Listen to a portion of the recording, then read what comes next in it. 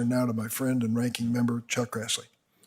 The first thing I would say in regard to what Senator Durbin said about Senator Feinstein's loss of her husband, I would associate myself with his remarks, but I also personally know in my working with her when she was ranking member of this committee and I was chairman, and also for even longer years of working with her as co-chairs of the drug caucus, that this has been a burden for her in recent years, and we can't help but have sympathy for what she's going through right now and what she has gone through.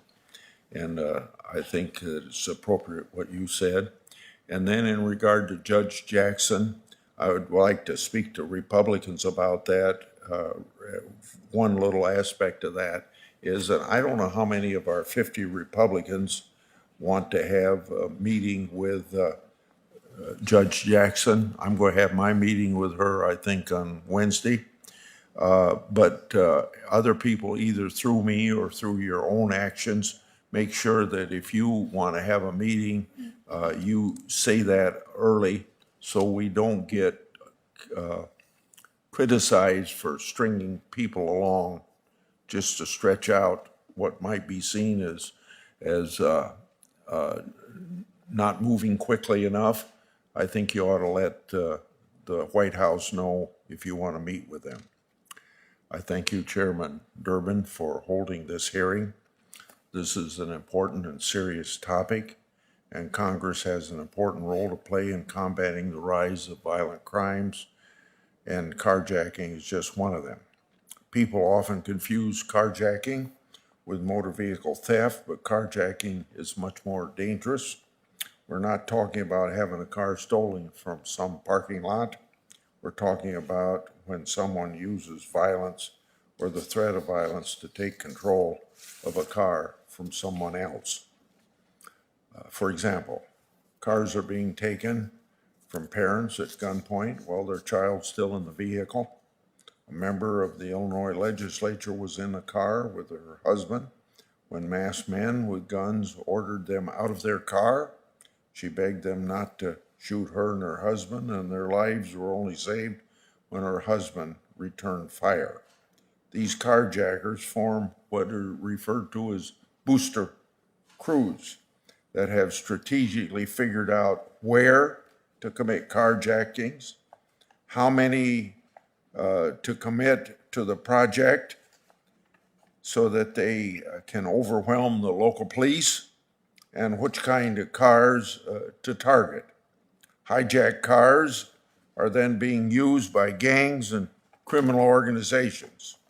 They use fake license plates to disguise the cars and then use them as getaway cars to commit other crimes. Carjackings directly feed the nationwide surge in other crimes. The increase in this violent crime of carjacking is part of a very disturbing trend nationwide. Murders rose 30% in 2020. And early data suggests murders rose again by at least 10% 2021. And of course, that's thousands of lives needlessly lost. Attacks on law enforcement are up. Police officers recorded the highest number of on-duty deaths in 2021 since 1995, excluding the 9/11 attacks. Law enforcement groups nationwide are struggling to find high-quality local recruits to join their force.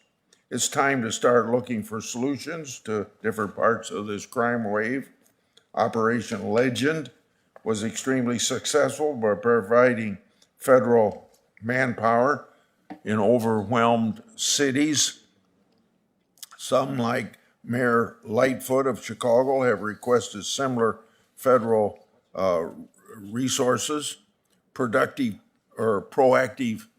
policing, I guess that's also productive policing, but proactive policing and increasing the number of available law enforcement officers are a part of the solution and an important part, but not the only part.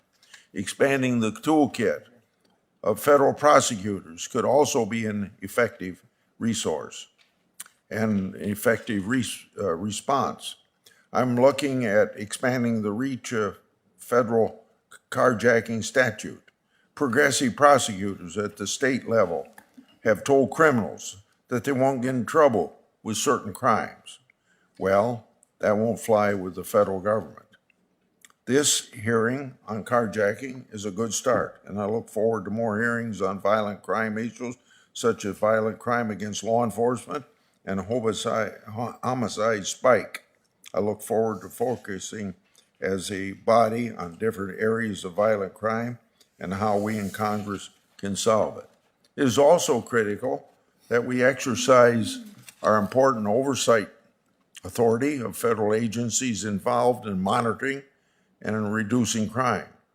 Obviously, that's the Justice Department for one.